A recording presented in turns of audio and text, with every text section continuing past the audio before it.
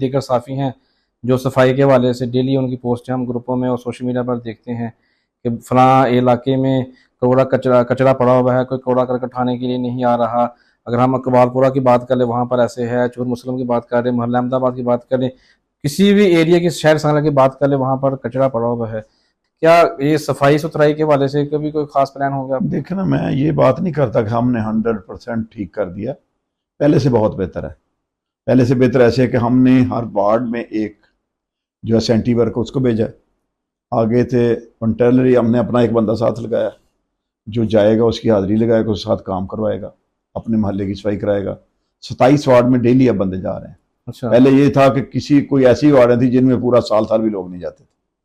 वो हमारे बंदे उनकी हाजिरी चेक करते हैं और डेली डेली मुझे वो अपनी तस्वीरें भी लाइव अपलोड करते हैं कि हम इस जगह पे भी काम कर रहे हैं।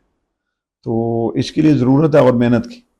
चंद दिन पहले हमारी मीटिंग हुई है इस हवाले से। तो इंशाल्लाह हम इस शहर को साफ़ सुथरा बनाएंगे। हम एक अज़म लेके आए हैं, ये हमारा शहर है, हमारा हल्का है और इंशाल्लाह आपको बेहतर नज़र आएगा।